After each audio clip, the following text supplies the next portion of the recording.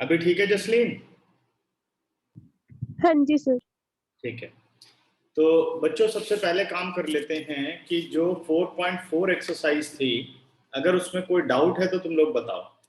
Exercise 4.4 है कोई doubt? No sir. देख ले, फिर पूछूंगा क्वेश्चन। हाँ जी विशेष जी, कहाँ हो इतने दिनों से भाई? आप बहुत छुट्टी करते हो।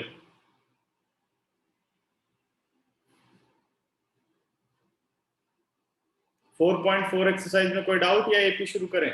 कितने लोगों को डाउट नहीं है, हैंड रेस करो। 4.4 में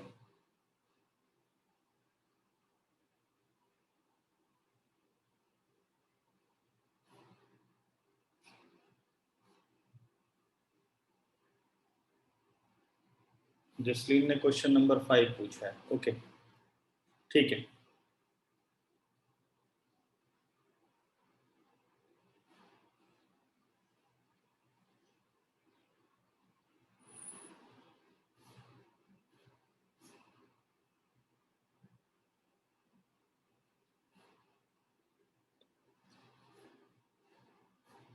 हाँ बताओ, सारे डाउट बताओ।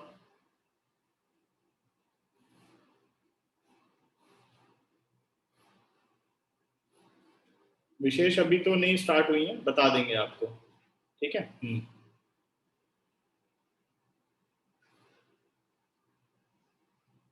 अच्छा जी, थैंक यू रक्षित। देखो बच्चों, exercise 4.4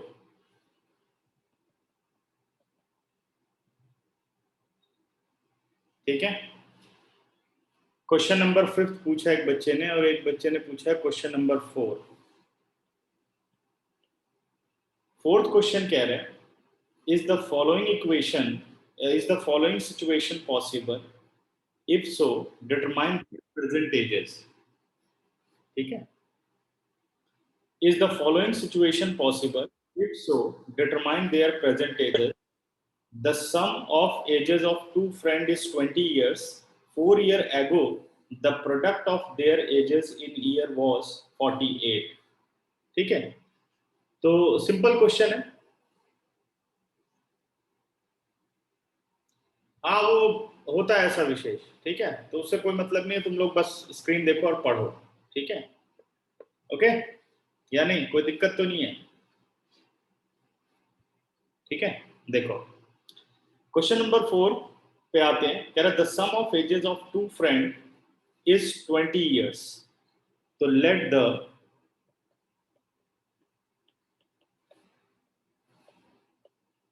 present age of present age of first bx। ठीक है, क्वेश्चन नंबर 6।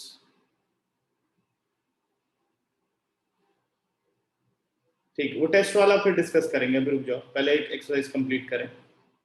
ठीक है, let the present age of first is equal to x. Isha आप क्लास में हो तो सही, आ चुके हो कि नहीं, और लेट क्यों आते हो?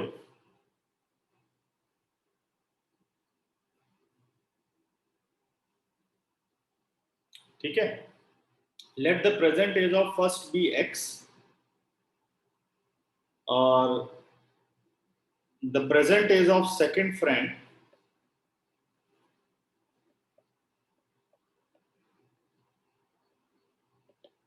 दोनों की एज का सम कितना है बेटा? 20 years। अगर एक की प्रेजेंट एज x है तो दूसरे की कितनी हो जाएगी? 20 माइनस एक्स। एक की अगर x है तो दूसरे की हो गई 20 माइनस एक्स। ठीक है, अकॉर्डिंग टू क्वेश्चन क्या कह रहे हैं? अब क्वेश्चन के अकॉर्डिंग चलते हैं। क्वेश्चन के अकॉर्डिंग ये क्या बात बोल रहे हैं कि 4 years ago the product of their ages in year was 48। कह रहा 4 साल पहले दोनों की एज का जो प्रोडक्ट है वो 48 years है, 4 साल पहले। इसका मतलब फर्स्ट फ्रेंड की एज 4 साल पहले कितनी होगी, x-4, और सेकंड फ्रेंड की एज कितनी हो जाएगी, 20 - x-4. This product is equal to 48. This product is equal to 48. ठीक है, this implies x-4, bracket of किया तो 20 - 4 कितना हो गया, 16 - x is equal to 48. 16 - x is equal to 48. अब बनाते हैं बच्चों quadratic equation. 16 into x 16x, x into x x square, 16 4 जा 64, माइनस और minus plus 4x is equal to 48. ठीक है, this implies minus x square 16 और 4 20x minus 64 minus 48 is equal to 0. Minus x square plus 20x minus 64 minus 48 is equal to 0. ठीक है, अब देखो आगे क्या कर सकते हैं. Minus x square as it is plus 20x as it is, इन दोनों को ऐड किया, 8 4 12 6 4 10 और 1 11 इज इक्वल टू 0. अब जैसे एक्स स्क्वायर का कोफिशिएंट है नेगेटिव, तो मैंने क्या बताया, पॉजिटिव कर लो, ज्यादा ठीक रहता है. तो माइनस कॉमन ले लेते हैं और विद इन अ ब्रैकेट आ गया x square minus 20x plus 112 is equal to 0. Minus 0 के नीचे गया, 0 अपॉन -1 कितना हो गया, 0. This implies x square minus 20x plus 112 is equal to 0. अब इसने बोला हुआ है इज दिस सिचुएशन पॉसिबल. अगर सिचुएशन पॉसिबल है तो हमें वैल्यू निकालनी है. ठीक है, तो अब इसके लिए क्या चाहिए, डिस्क्रिमिनेंट चाहिए. डिस्क्रिमिनेंट निकालो, B square minus 4ac, B हो गया अपने पास माइनस 20 स्क्वायर माइनस 4a1 हो गया, सी हो गया बच्चों 112. 20 का स्क्वायर हो गया प्लस 400 और 112 से मल्टीप्लाई किया तो 4 2 जा 8, 4 1 जा 4 और 4 1 जा 4. 400 माइनस 448 कितना आ गया बच्चों, -48. कितना आ गया, -48. Because discriminant less than 0, therefore condition is not possible या situation is not possible. अगर कंडीशन और सिचुएशन पॉसिबल नहीं होगी तो हम आगे क्वेश्चन को सॉल्व नहीं कर सकते. अगर कंडीशन और सिचुएशन पॉसिबल नहीं होगी तो हम आगे क्वेश्चन को सॉल्व नहीं कर सकते. ठीक है, तो देखो जरा क्वेश्चन समझ में आया कि नहीं. क्या कहा था कि दो फ्रेंड हैं, उन दोनों के एज का जो टोटल है वो 20 ईयर्स है, प्रेजेंट एज का टोटल. 4 साल पहले दोनों की अगर हम एज का प्रोडक्ट निकालें तो वो 48 ईयर्स है. तो क्या ये सिचुएशन पॉसिबल है. अगर सिचुएशन पॉसिबल है तो क्वेश्चन ने ये कहा कि तब आप उनकी प्रेजेंट एज को फाइंड आउट करिए. ठीक है, 10 सेकंड दे रहा हूं, ध्यान से सारे देखो फटाफट. आपके पास 10 सेकंड्स हैं.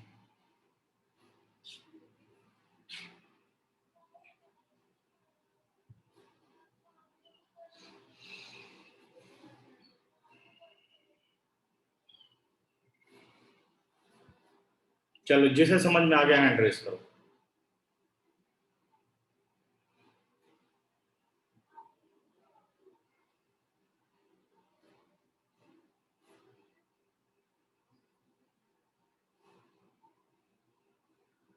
हर्षिता एंड प्रेरणा, कोई डाउट.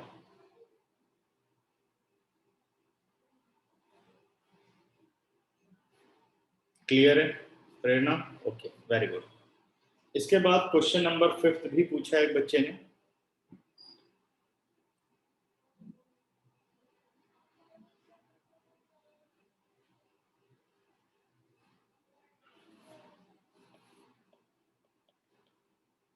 देखो 5th क्वेश्चन क्या कह रहा है. 5th क्वेश्चन कह रहा है is it possible to design a rectangular park of perimeter 80 metre and area is 400 metre square. कह रहा है क्या ये पॉसिबल है कि एक रेक्टेंगल हम बना सकें जिसका पेरीमीटर 80 मीटर है और एरिया 400 मीटर स्क्वायर है. If so find its length and breadth. अगर ऐसा है तो आप इसकी लेंथ और ब्रेथ को फाइंड आउट करिए। पेरीमीटर दे रखा है बेटा। तो जैसे मैंने बताया कि डायरेक्ट लेंथ और ब्रेथ का रिलेशनशिप नहीं है। एक पेरीमीटर है जिसमें सम आता है, और दूसरा अपने पास है इसका एरिया जिसमें प्रोडक्ट आता है। तो जहां सम है वहां लेंथ और विड्थ रिलेट कर सकते हैं, लेकिन वो डायरेक्टली रिलेटेड नहीं है। तो जब डायरेक्टली रिलेटेड ना हो तो अगर आप टू वेरिएबल यूज करो तो ज्यादा इजी हो जाता है क्वेश्चन। ठीक है, जैसे मैं बात करूं कि ये हो गया अपने पास rectangle,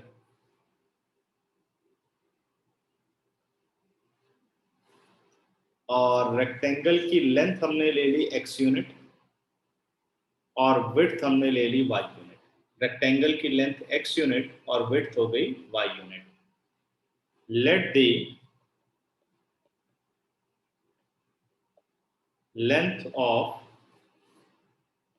rectangle is x and breadth of rectangle is equal to y।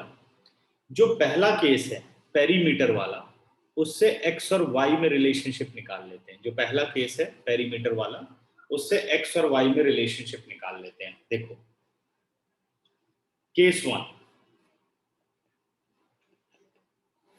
First case आपको कह रहा है कि is it possible to design a park with perimeter 80 metre. तो पहले केस में जो पेरीमीटर आपको दे रखा है बच्चों, पेरीमीटर हमें दे रखा है 80, और रेक्टेंगल का पेरीमीटर क्या होता है 2l प्लस बी, यानी 2x plus y is equal to 80। 80 के नीचे चला गया, x plus y upon x plus y is equal to 80 upon 2। This implies x plus y is equal to 40. Okay, this implies y is equal to 40 minus x. This is your relation number 1. Case 2 में आपको area दे रखा है।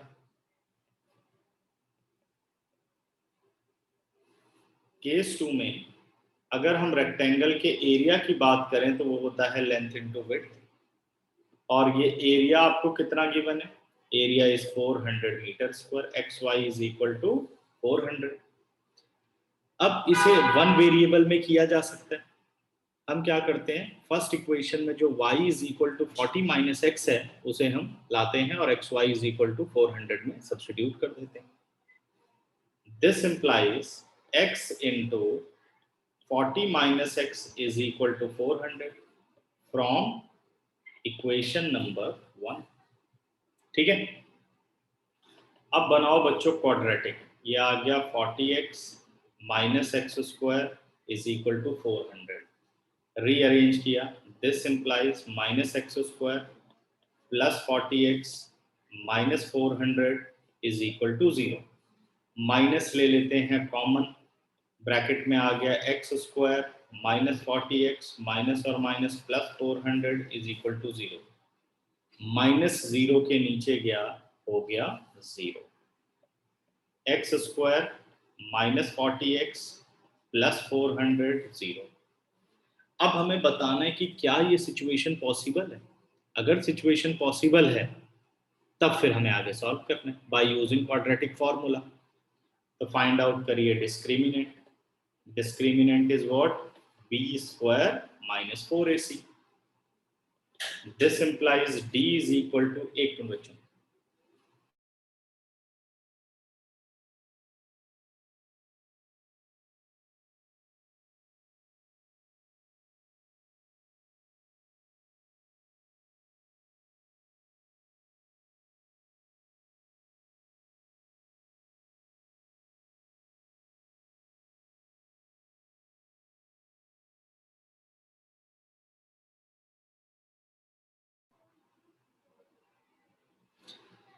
ठीक है।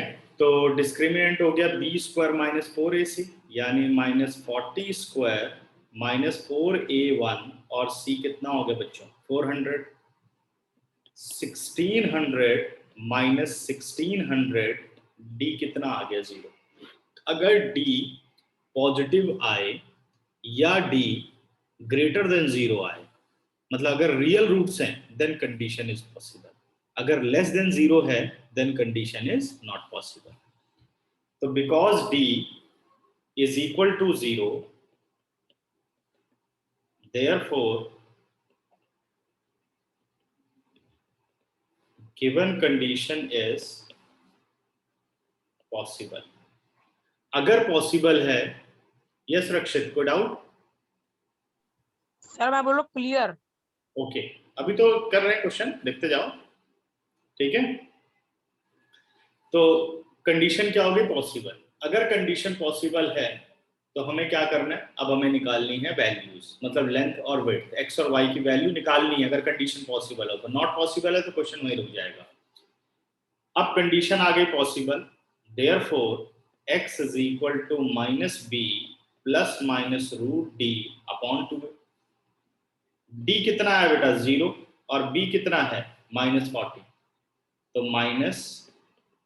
-40 plus minus root 0 upon 2 into a अपना 1 है, coefficient of x square, ठीक है। This implies x is equal to 40 upon 2. This implies x is equal to 20. x कितना आ गया? 20, ठीक है। अगर x 20 है तो what about y? y था अपने पास 40 माइनस x, तो y भी कितना आ गया? This implies y is equal to 40 minus 20. This implies y is equal to 20. Therefore, length is equal to 20 meter and width is equal to 20 meter. अब सबके दिमाग में ये परेशानी आ रही होगी, तो ये रेक्टेंगल कहाँ से हुआ? ये तो स्क्वायर हो गया, लेंथ और विड्थ बराबर आ रही है। तो ये हमेशा याद रखो कि every square is a rectangle but converse is not true. तो अगर ये स्क्वायर है तब भी इसे रेक्टेंगल बोला जा सकता है। क्लियर? ठीक है। अब तुम लोगों को 15 सेकंड देता हूं, ध्यान से पूरा का पूरा क्वेश्चन पढ़ो और कोई डाउट हो तो बताओ।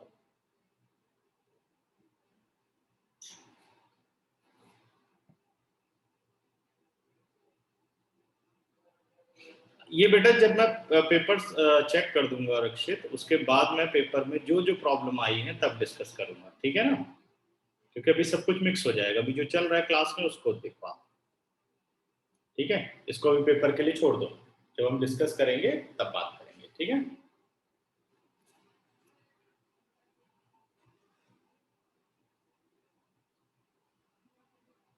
हाँ, कंडीशन में जब आप डिस्क्रिमिनेंट निकालेंगे और डिस्क्रिमिनेंट अगर आता है ग्रेटर देन, सिर्फ अगर डिस्क्रिमिनेंट नेगेटिव आ जाए, ये ध्यान रखो, अगर डिस्क्रिमिनेंट नेगेटिव आता है तो condition is not possible, otherwise condition is possible. D की 3 सिचुएशन, या तो पॉजिटिव आएगा, या वो 0 आएगा, या वो नेगेटिव आएगा। अगर डी नेगेटिव आता है तो लिखते हैं because D is less than 0। Negative का मतलब 0 से छोटा, पॉजिटिव का मतलब 0 से बड़ा, और इक्वल टू 0 तो इक्वल टू ये। तो जब लेस देन यानी नेगेटिव आया, then condition is not possible, otherwise condition is possible, ठीक है। जिसलिए समझ में आ गया?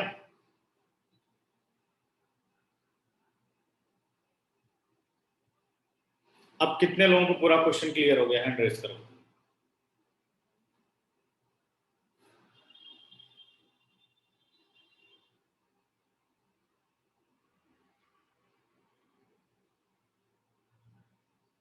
ईशा एंड विशेष, कोई डाउट? कंफर्म करो। विशेष, ठीक, क्लियर हो गया ना? चले आ गया। तो क्वाड्रेटिक इक्वेशन खत्म हो गई। अब तुम लोगों को क्वाड्रेटिक और लीनियर के असाइनमेंट करने होंगे, वो मैं डिस्कस करूंगा, ठीक है, जब असाइनमेंट भेजूंगा। अब अपना नेक्स्ट टॉपिक है, कल क्लास कैंसिल हुई थी ना? कल तो क्लास कैंसिल कर दी थी मैंने। सर वो कैंसिल इस वजह से हुई थी, आपका नेटवर्क इशू था। हाँ हाँ, कल नेटवर्क इशू था, ठीक है। नेटवर्क क्या, कल मैंने नेटवर्क इम्प्रूव करवाया था तो कुछ गड़बड़ हो गई थी, तो इस वजह से शेयर नहीं हो रही थी दोनों स्क्रीन, ठीक है। तो फिर ठीक कराया तो अब सही है, ठीक है। अभी तो ठीक आ रहा है ना तुम लोगों को? यस सर, एकदम क्लियर। अब एकदम क्लियर है ना? क्योंकि अभी मैंने नेट को चेंज करवाया था और थोड़ा फास्ट नेट करवाया है, ठीक है। इसीलिए हो गया था कल गड़बड़।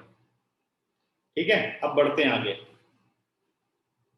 अब आ जाओ चैप्टर नंबर 5, एलजेब्रा का लास्ट चैप्टर है अर्थमेटिक प्रोग्रेशन। ठीक है, ये भी बहुत इंटरेस्टिंग चैप्टर है और बहुत ही इजी चैप्टर है, सिर्फ 2 फॉर्मूलों पर पूरा चैप्टर है। ठीक है, तो सबसे पहले तो समझते हैं कि प्रोग्रेशन क्या होती है। ठीक है, सबसे पहले समझते हैं प्रोग्रेशन, प्रोग्रेशन कैसे बनी, क्या मीनिंग है इस चैप्टर का।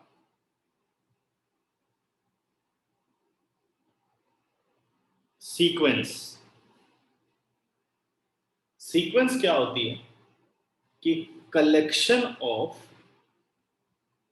पैटर्न डेटा, जिनमें एक पैटर्न फॉलो हो रहा हो, ऐसे कुछ नंबर की कलेक्शन कहलाती है सीक्वेंस। देखो जैसे मैं एक पैटर्न लिखता हूं, 2 4 6 8 10 अप टू सो ऑन। अगर आप देखो तो ये सारे नंबर एक पैटर्न फॉलो कर रहे हैं। वो क्या पैटर्न है कि 2, फिर 2 ऐड करो 4, यानी जो नेक्स्ट टर्म है वो 2 यूनिट ज्यादा है प्रीवियस टर्म से। 2 फिर 4, 4 में 2 ऐड किया 6, 6 में 2 ऐड किया 8, 8 में 2 ऐड किया 10। अब आप अगला अगला नंबर मैं पूछूं क्या होगा 10 के बाद, तो आप पैटर्न स्टडी करके बता सकते हो कि यस नेक्स्ट नंबर क्या होगा, आप कहेंगे 12। अब नेक्स्ट पूछूं तो 14। ऐसे आप नंबर को लिख सकते हैं। तो जो ऐसे पैटर्न में टर्म लिखी जाती हैं उनको हम कहते हैं सीक्वेंस। और देखो, और जैसे एक टर्म लिखी जाए 1 स्क्वायर, 2 स्क्वायर, 3 स्क्वायर, 4 स्क्वायर। अब मुझे इसकी अगली टर्म बता दो क्या होगी। Sir 5 square. 5 स्क्वायर, पता चल गया, ये हो गया आपका 5 स्क्वायर। ठीक है, इस और नेक्स्ट बतानी है तो 6 square up to so on. ठीक है, तो जब कोई भी चीज पैटर्न में लिखी जाती है तो उसको हम कहते हैं सीक्वेंस। और इसी सीक्वेंस में एक स्पेशल सीक्वेंस होती है जिसको हम नाम देते हैं अर्थमेटिक प्रोग्रेशन। प्रोग्रेशन का मतलब प्रोग्रेसिव, प्रोग्रेस होना, बढ़ते रहना, तो इसलिए उसको नाम दिया अर्थमेटिक प्रोग्रेशन। तो भाई कौन सी ऐसी प्रोग्रेशन है या कौन सी ऐसी सीक्वेंस है जिसको हम अर्थमेटिक प्रोग्रेशन बोल सकते हैं। अब इस पे आते हैं। सीक्वेंस के बाद नेक्स्ट टर्म है सीरीज।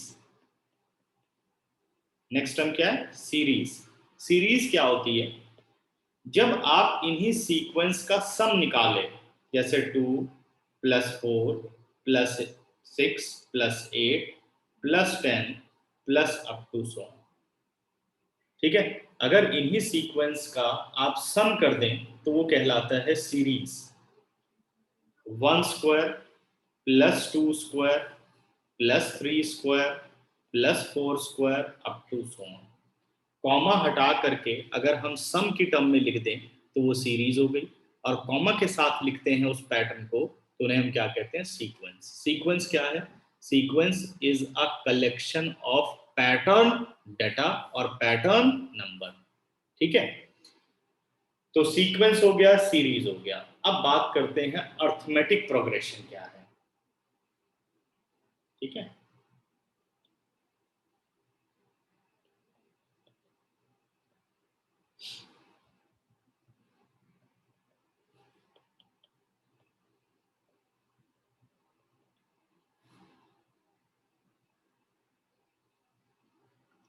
एक ऐसी सीक्वेंस या एक ऐसी सीरीज जिसमें जो नेक्स्ट टर्म है और प्रीवियस टर्म का डिफरेंस सेम रहे, उसको आप कहते हैं अर्थमेटिक प्रोग्रेशन। जिसमें नेक्स्ट टर्म और प्रीवियस टर्म का, ठीक है, हाँ जी हाँ जी, चैप्टर 5 चल रहा है। आपके पास बुक नहीं है विशेष?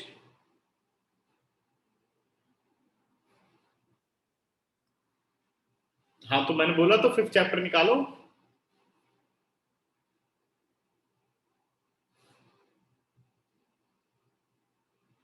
ठीक है,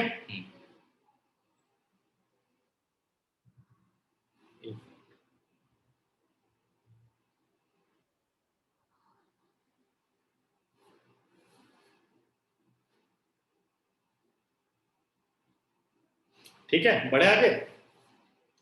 तो अब हम बात कर रहे हैं बच्चों अर्थमेटिक प्रोग्रेशन। अर्थमेटिक प्रोग्रेशन में कौन सी ऐसी सीक्वेंस है जिसको हम अर्थमेटिक प्रोग्रेशन कहते हैं। जैसे मैं एक एग्जांपल लेता हूँ, यही जो हमने एग्जांपल लिया था 2 4 6 8 10 अप टू सो ऑन। ध्यान देना 4 minus 2 is 2, 6 minus 4 is 2, 8 minus 6 is 2, 10 minus 8 is 2।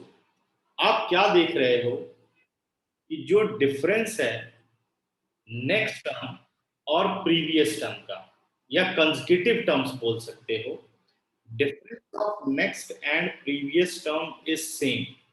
देखो सब में डिफरेंस कितने का आ रहा है, 2 का डिफरेंस आ रहा है, ठीक है, because differences are equal, therefore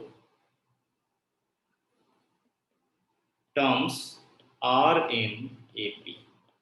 ठीक है, जो ये कॉमा के साथ आप वैल्यूज लिखते हो इन्हें हम क्या कहते हैं, टर्म्स, या नंबर्स भी बोल सकते हैं, टर्म्स है, वैसे टर्म्स बोलते हैं।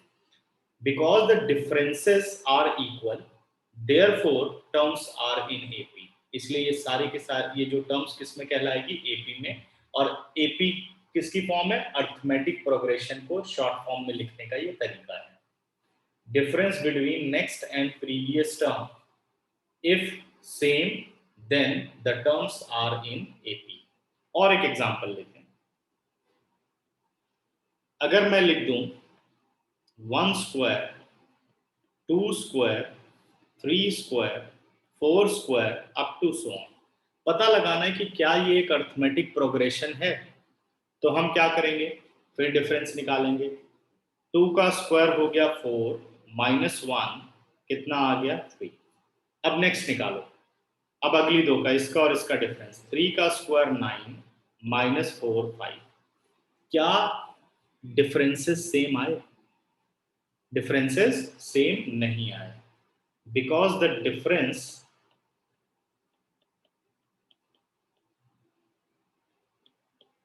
between consecutive terms are not equal, therefore terms are not in AP। तो सबसे पहले ये बताओ सभी लोग कि AP कैसे चेक करते हैं, कौन सी सीक्वेंस AP में है, कौन सी सीक्वेंस AP में नहीं है। ये बात जिसको जिसको समझ में आ गई वो हैंड रेज करो।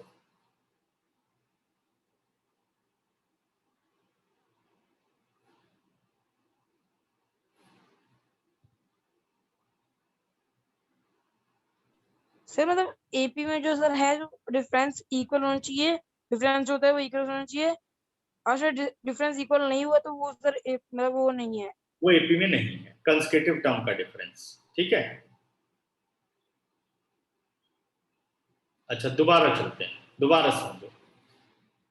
सबसे पहले बात ये करते हैं अर्थमेटिक प्रोग्रेशन में, पहले ये टर्म्स जाननी जरूरी है। सीक्वेंस, सीक्वेंस अगर आपके दिमाग में वर्ड आता है तो इसका क्या मतलब है, पहले ये समझना होगा। जैसे मैंने कहा the sequence are in AP, तो ना तो हमें सीक्वेंस पता है ना हमें AP पता है। तो सबसे पहले जब मैंने शब्द यूज किया the given sequence are in AP, तो पहले ये पता होना चाहिए सीक्वेंस का क्या मतलब है। पहले क्या पता होना चाहिए, सीक्वेंस। तो सीक्वेंस का मतलब ये होता है कि अगर कुछ नंबर्स या कुछ टर्म्स एक पैटर्न में लिखी गई हैं, पैटर्न मतलब सेम रहना चाहिए दोनों का, चाहे वो डिफरेंस का हो चाहे वो मल्टीप्लाई का हो। जैसे मान लो मैं एक पैटर्न ऐसे लिखता हूं, ध्यान देना भी सारे, देखो एक पैटर्न मैंने ऐसे लिखा 1 plus 1 cube 2 plus 2 cube 3 plus 3 cube. अब नेक्स्ट बताओ क्या होगा, सब सोच लो। 4 प्लस 4 क्यूब, यही सबने सोचा होगा, अप टू सो ऑन। क्या ये एक सीक्वेंस है? तो जब आप किसी भी टर्म के या किसी भी कलेक्शन ऑफ नंबर का पैटर्न पकड़ सको, कि जैसे मान लो मैं ये कहता हूं कि फर्स्ट टर्म तो ये है, ध्यान देना, फर्स्ट टर्म ये हो गई, सेकंड टर्म ये हो गई, थर्ड टर्म ये हो गई, फोर्थ टर्म ये हो गई। मैं आपसे पूछना चाहता हूं कि इसकी 10th टर्म बताओ क्या होगी। बताओ, आप लोग बताओ 10th टर्म क्या होगी, सोच के बताओ।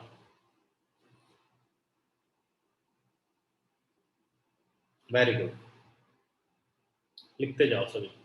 ठीक है जसलीन, करेक्ट आंसर, करेक्ट है लक्ष्य।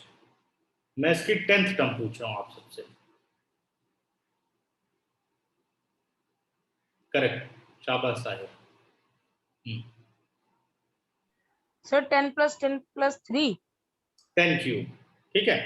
तो लगभग पता चल गया ना, इसी को कहते हैं बेटा कि आपने जो सीक्वेंस देखी उसमें जो पैटर्न था, उस पैटर्न के अकॉर्डिंग आप किसी भी पोजीशन की टर्म बता सकते हो। कोई जरूरी नहीं कि अगर आपको 10th टर्म पूछी जाए तो 10 तक लिखना ही पड़े, 100 टर्म पूछी जाए तो 100 तक आपको लिखना ही पड़े। आपसे 100 पूछा जाए तो आपने पैटर्न देख लिया, फर्स्ट टर्म तो पहला नेचुरल नंबर और उसका क्यूब है, सेकंड टर्म तो दूसरा नेचुरल नंबर और उसका क्यूब है, थर्ड टर्म तो तीसरा नेचुरल नंबर और उसका क्यूब है, 10th टर्म तो 10वां नेचुरल नंबर और उसका क्यूब है।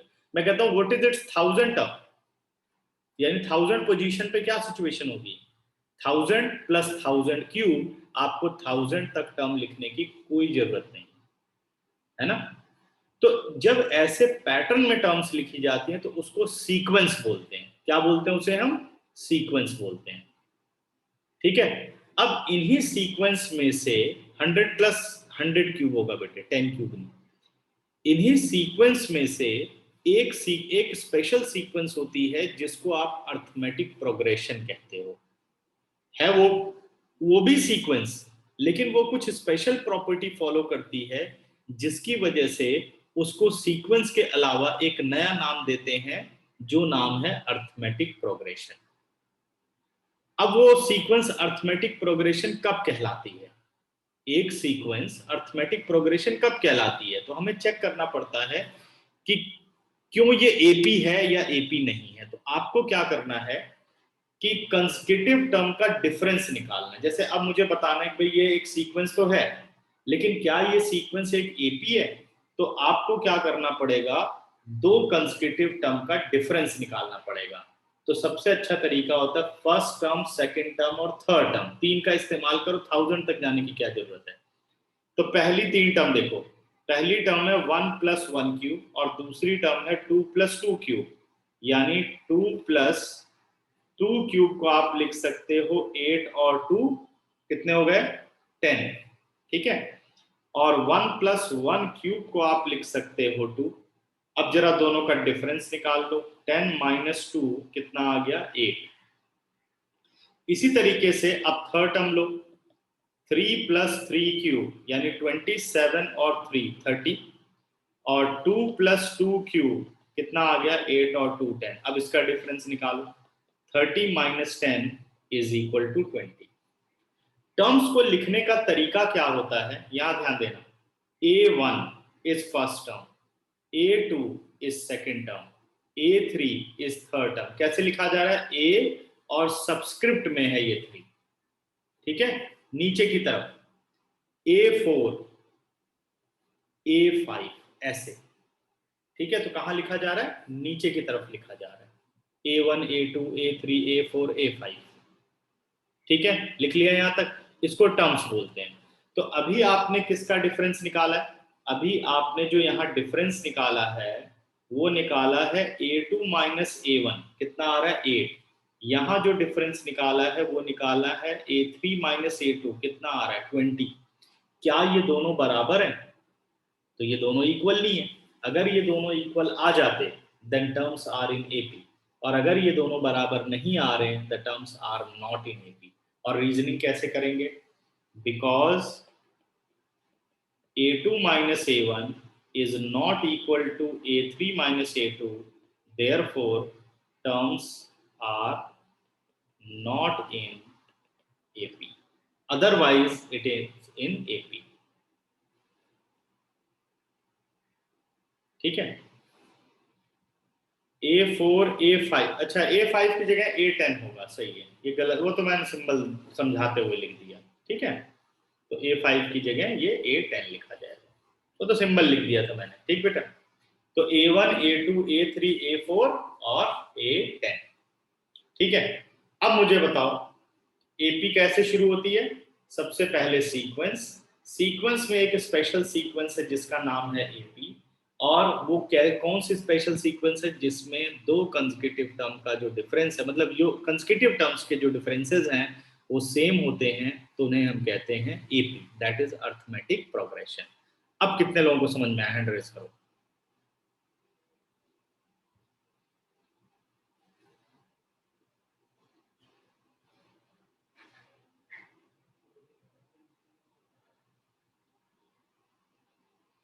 हर्षिता, ईशा, विशेष को तो आ गया, हर्षिता एंड ईशा, तुम दोनों को क्लियर है, गेट आउट।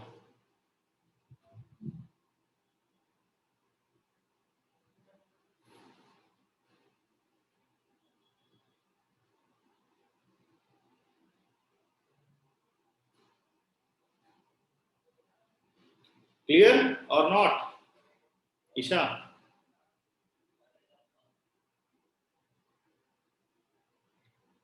ठीक है, अच्छा। अब जो ये डिफरेंस हम निकालते हैं, जो ये डिफरेंस आ रहा है अपने पास, इस डिफरेंस को नाम दिया जाता है बच्चों कॉमन डिफरेंस। क्या बोलते हैं इस डिफरेंस को? Common difference.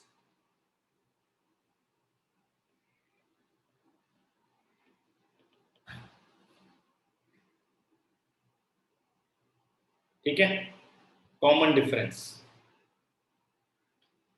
अच्छा, अब हम लोग आते हैं कॉमन डिफरेंस पे। भाई common difference, A2 minus A1 is known as common difference, A3 minus A2 is common difference. तो जब नेक्स्ट टर्म और प्रीवियस टर्म का आप डिफरेंस निकालो एपी में उनको क्या बोलते हैं? Common difference. If the common differences are same then the terms are in AP, if different then the terms are not in AP. अब कोई जरूरी तो नहीं है कि एपी हमेशा यही हो 2 4 6 8। अब आते हैं जनरल सीक्वेंस ऑफ एपी। ठीक है, ये पहले पता लगाते हैं कौन कौन सी टर्म एपी में है और कौन सी टर्म एपी में नहीं है। पहले हम इस पे काम करेंगे, फिर तुम लोगों को जनरल सीक्वेंस पढ़ाऊंगा। बुक ओपन करो और पेज नंबर 98 पर आ जाओ बेटा, पेज नंबर 98 पर आओ। एग्जाम्पल नंबर 1 डिस्कस करते हैं।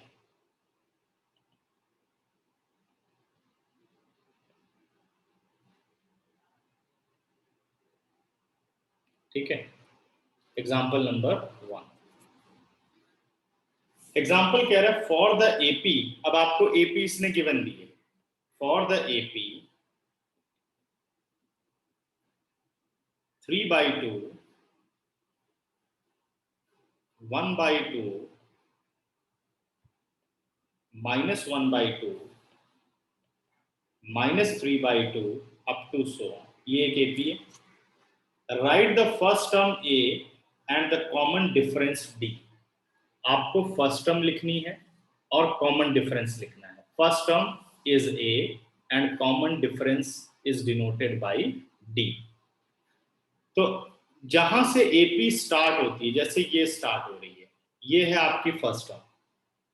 फर्स्ट, जैसे अगर कई सारी सीक्वेंस शो करनी हो तो आप लिखेंगे इसे A1, ये हो गया A2, ये हो गया A3 और ये हो गया A4। अगर ओनली फर्स्ट टर्म बोले तो the first term is denoted bye A, तो आपकी फर्स्ट टर्म हो गई 3/2। Common difference is denoted by D, इसने ऑलरेडी एपी बोल दिया है, तो किसी भी दो कंसेक्यूटिव टर्म का आप डिफरेंस निकाल दो। तो हम सिर्फ निकालेंगे A2 माइनस A1। तो what is the common difference? 1/2 -3/2, LCM is 2, -2/2, solve करके आ गया -1। First term is denoted by a और A1, लेकिन अगर वो सिर्फ फर्स्ट टर्म पूछे तो डिनोट इट बाय ए। तो फर्स्ट टर्म आ गई 3/2, और ये पेपर में लिखने की जरूरत नहीं है, let a be the first term, आप डायरेक्ट इसको अप्लाई कर सकते हैं। और डी क्या होगा? A2 minus A1। अगर एपी बोल रहा है तो A2 माइनस A1।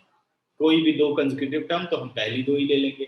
तो a2 माइनस a1 कितना आ गया -1. This is your common difference. Common difference is denoted bye d.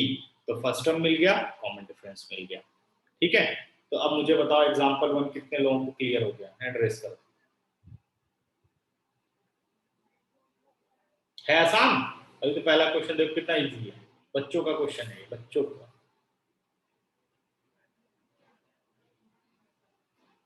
फटाफट करो हैंड रेस, रिस्पॉन्स करो जल्दी. कोई डाउट है तो पूछो.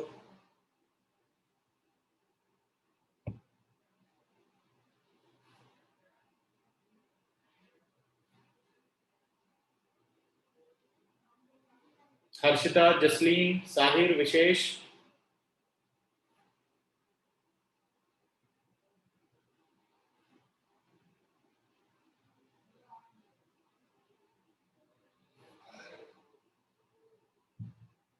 सिर्फ इस एग्जाम्पल में आपसे पूछा गया था कि इस एपी की पहली टर्म बता दो. पहली टर्म यानी जो स्टार्टिंग में है, और इस एपी का आप कॉमन डिफरेंस बता दो. a2 माइनस a1 आपको क्या चाहिए? डिफरेंस चाहिए. कॉमन डिफरेंस कैसे निकलता है? मैंने क्या बोला? इस कॉमन डिफरेंस क्या होता है देखो ध्यान से. Next term minus previous term is known as common difference. तो इसने कहा कॉमन डिफरेंस बताओ. तो कॉमन डिफरेंस में क्या किया? दो टर्म का जो आप ये डिफरेंस निकालते हो ये सब कॉमन डिफरेंस है. a2 minus a1, a3 minus a2, these are the common differences. तो उसने आपसे कॉमन डिफरेंस पूछा था और फर्स्ट टर्म पूछी थी. अब बताओ. ठीक है, और देखो कितनों को समझ में आ गया?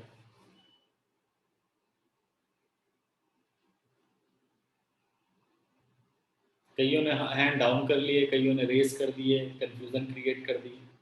अब एक बार करो फटाफट सारे, जिसको इसको समझ में आ गया. ठीक है, प्रेरणा बस बाकी डाउन करो. सबको क्लियर है? ओके, नेक्स्ट क्वेश्चन पर आते हैं. Example number 2.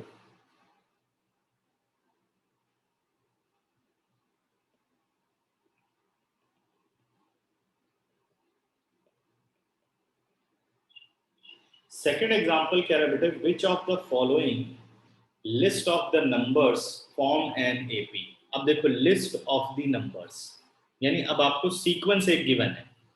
List of the numbers form an AP. If they form an AP write the next two term. अगर वो एपी बनाते हैं तो अगली दो टर्म बताओ. ठीक है, तो पहला हमें जो इसका पार्ट दिया गया, हमें एक सीक्वेंस दे दी गई 4, 10, 16, 22 up to so on. Check करना है कि क्या ये एपी है. यहां जितनी टर्म आपको गिवन है, ठीक है, सब पे चेक करना पड़ेगा. ये हो गया a1, ये हो गई a2, a3, a4. लेकिन उसके आगे सोचने की जरूरत नहीं. जितना क्वेश्चन में दिया जाए उतनी टर्म आपको लेनी है. a1, a2, a3, a4 हमने ले लिया. अब फाइंड आउट करो कॉमन डिफरेंस. कॉमन डिफरेंस यानी a2 माइनस a1. 10 माइनस 4 कितना आ गया बच्चे? 6. a3 माइनस a2, 16 माइनस 10 ये भी आ गया 6. a4 माइनस a3, 22 माइनस 16 ये भी आ गया 6. तो सारा चेक हो गया. सब में जो डिफरेंस है वो सेम आ रहा है, यानी कॉमन डिफरेंस सेम है. अब आप रीजनिंग कैसे करेंगे? डिफरेंस भी चेक कर लो कितने का है? 6 का है. ठीक है, तो because a2 minus a1 is equal to a3 minus a2 is equal to a4 minus a3. a2 minus a1, a3 minus a2, a4 minus a3 सारे बराबर है. Therefore terms are in AP. यही उसने क्वेश्चन में हमसे बोला था कि चेक करो कि क्या ये टर्म्स AP में है. अगर इसमें से एक भी अनइक्वल आ जाता then the given terms are not in AP. अगर एक भी इक्वल आपको डिफरेंस नहीं देता तो कॉमन डिफरेंस क्या हुए? सारे बराबर हैं. Therefore terms are in AP. अगर ये टर्म्स एपी में हैं तो कह रहा है नेक्स्ट टू टर्म्स बताओ. अब हम इसकी नेक्स्ट टू टर्म्स बताते हैं.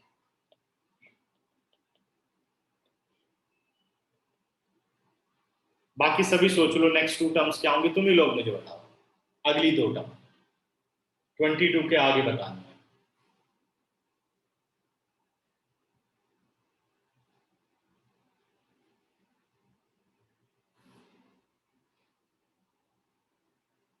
लिखो फटाफट। शाबाश,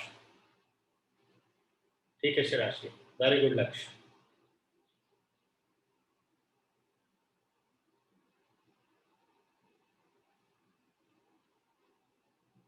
वेरी गुड ईशा, ठीक है।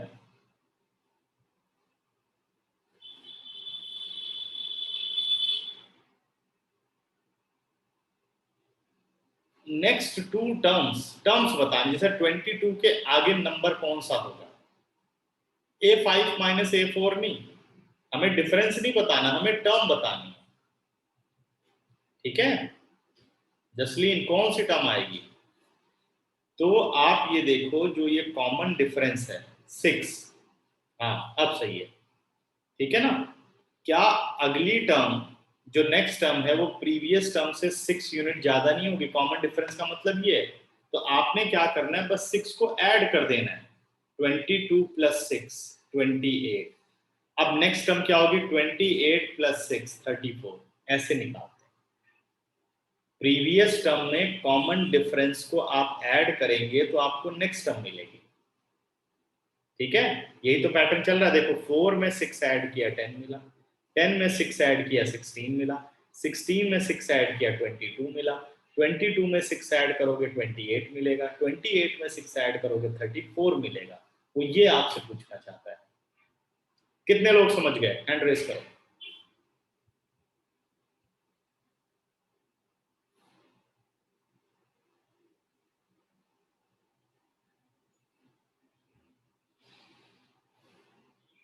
ईशा एंड विशेष,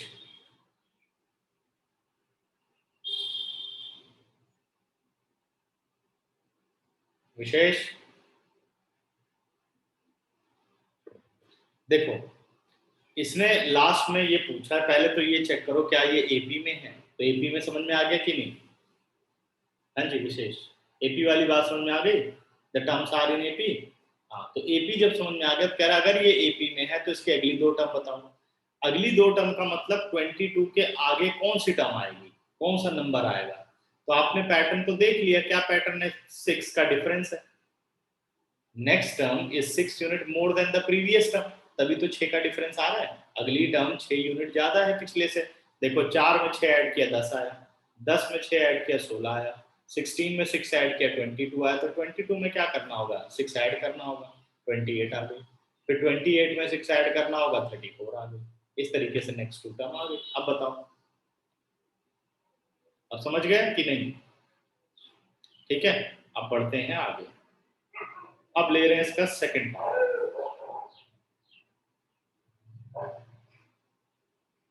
बहुत ध्यान समझना, बहुत आसान चैप्टर है तो मुश्किल लगेगा। सेकंड पार्ट में हमें एक सीक्वेंस दी गई 1 -1 -3 -5 अप टू सो ऑन। कह रहा है क्या ये एपी में है? और जैसे मैं प्रेजेंट कर रहा हूं पेपर में, ऐसे लिखने की जरूरत नहीं, डायरेक्ट लिख सकते हो। अब A1 A2 A3 तो तुम लोग समझ ही गए हो, तो अब मैं वहां मेंशन नहीं करूंगा। तो फाइंड आउट करो A2 माइनस A1। -1 है A2 और A1 है 1। -1 और -1 कितना आ गया? -2। फाइंड आउट करिए A3 minus A2। A3 is -3 -1। ठीक है, कितना आ गया? -3 + 1, ये भी आ गया आपका -2। अब फाइंड आउट करो A4 minus A3। A4 minus A3, एक मिनट बच्चों।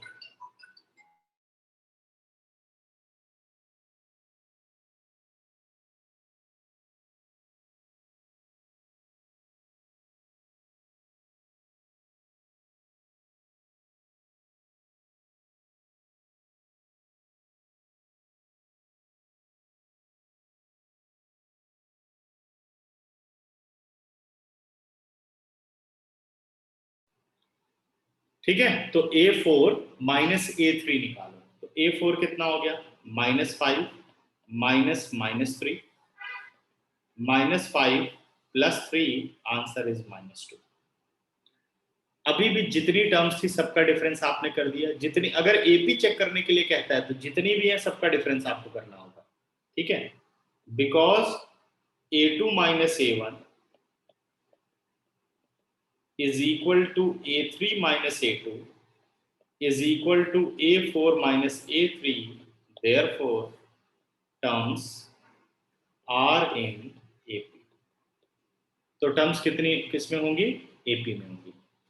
अगर टर्म्स एपी में है तो नेक्स्ट टू टर्म आपको बताना है। अच्छा चलो तुम लोग बताओ नेक्स्ट टू टर्म्स क्या होंगी।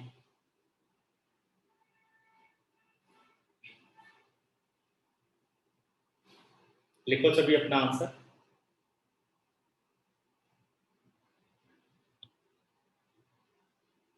Very good Sahil, correct Lakshya, लिखते जाओ।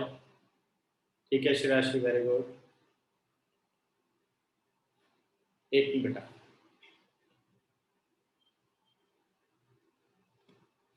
Next two term, correct Isha.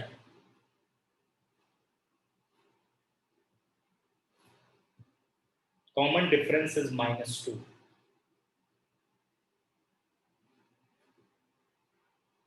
तो कॉमन डिफरेंस को हम क्या करते हैं, अगर एपी में है, अगर टर्म में ऐड करें तो उसकी हमें नेक्स्ट टर्म मिलेगी। तो -5 में आपको क्या ऐड करना होगा, सोचो। करेक्ट है विशेष, very good.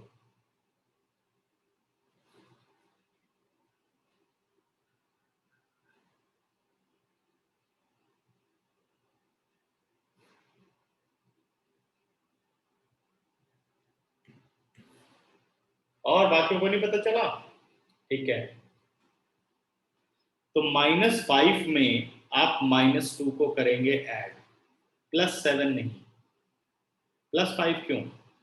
-5 plus -2, -5 plus -2 we get -7।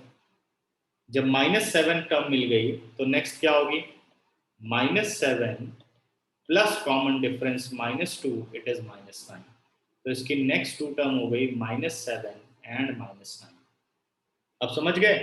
हमेशा अगर आपको अगली टर्म बतानी है तो उसमें कॉमन डिफरेंस को ऐड कर देना है, तो आपको नेक्स्ट टर्म मिल जाएगी। अभी कितने लोग समझ गए इस क्वेश्चन को? हैंड रेज करो।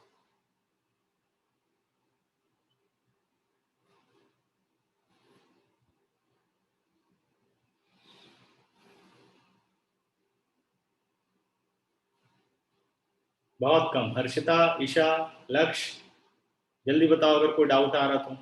फटाफट काम क्या करो, जल्दी रिस्पॉन्स, जो कि आगे बढ़ सके। ठीक है, सबको क्लियर हो गया। नेक्स्ट चलते हैं। अब आओ इसके पार्ट नंबर 3 पर। थर्ड पार्ट में हमें जो सीक्वेंस गिवन है वो है -2 2 -2 2 -2 अप टू सो ऑन, ये गिवन है आपको। ठीक है, तो फाइंड आउट करते हैं। A2 माइनस A1 यानी 2 माइनस -2, तो कितना आ गया? +4 आ गया। ठीक है, लक्ष्य कोई डाउट?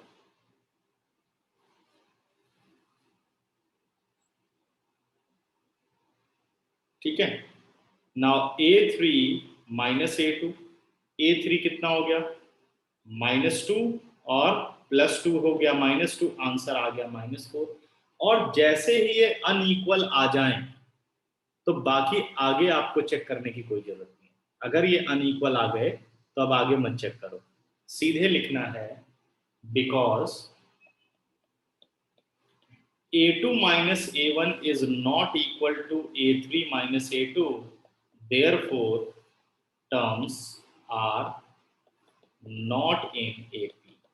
अगर टर्म्स एपी में नहीं है तो आप अगली टर्म भी नहीं, अगली दो टर्म भी नहीं बता सकते, तो आपको इसमें नहीं बताना। उसने कहा if the terms are in AP then find the next two term.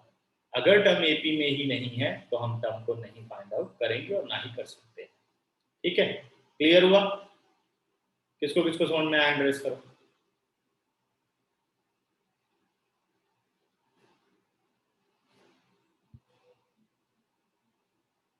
ठीक है, कर दूंगा। क्या दिक्कत आ रही भाई रक्षित?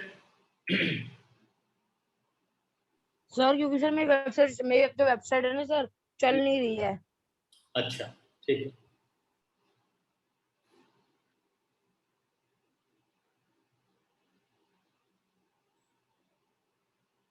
ठीक है जसलीन, क्लियर और डाउट?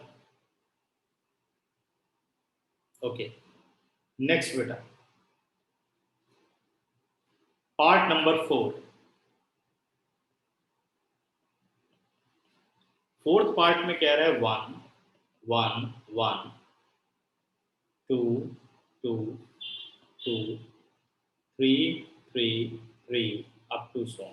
इसका मतलब ये नहीं कि एपी में है, अगला 4 4 4 3 बार, फिर 5 5 5 3 बार, नहीं। एपी में तभी होगा, है तो ये पैटर्न टर्म, आप नेक्स्ट बता सकते हो। अगर 10th पूछे तो 10 10 10 3 times, it is a sequence, but it is AP और नॉट, ये आपको बताना है। तो हमने फाइंड आउट किया a2 माइनस a1 यानी 1 माइनस 1 0, ठीक आ रहा है। फाइंड आउट किया a3 माइनस a2 1 माइनस 1 0, ये भी सही है, अभी तक तो ठीक चल रहा है। a4 माइनस a3 यानी 2 माइनस 1, आंसर कितना आ गया? 1। यहीं पे अब रुक जाओगे जहां डिफरेंट हो गया, तो सीधे कोई भी आप कंपेयर कर दो, because a3 minus a2 is not equal to a4 minus a3। जो भी गलत आ रहे हैं उन्हीं के कंसेक्यूटिव को ले लो, because a3 minus a2 is not equal to a4 minus a3, therefore terms are not in AP। ठीक है, अगर टर्म्स AP में नहीं है तो आप बाकी की वैल्यूज भी नहीं फाइंड आउट कर सकते, मतलब अदर 2 टर्म्स आपको नहीं फाइंड आउट करनी। तो ये एग्जांपल नंबर 2 हो गया सारा खत्म। अभी जितना मैंने पढ़ाया, कितने लोगों को सारा समझ में आ गया? हैंड रेज करो।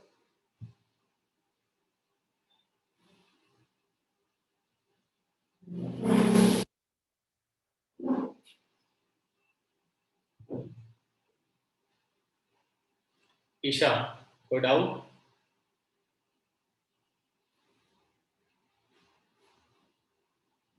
या क्लियर?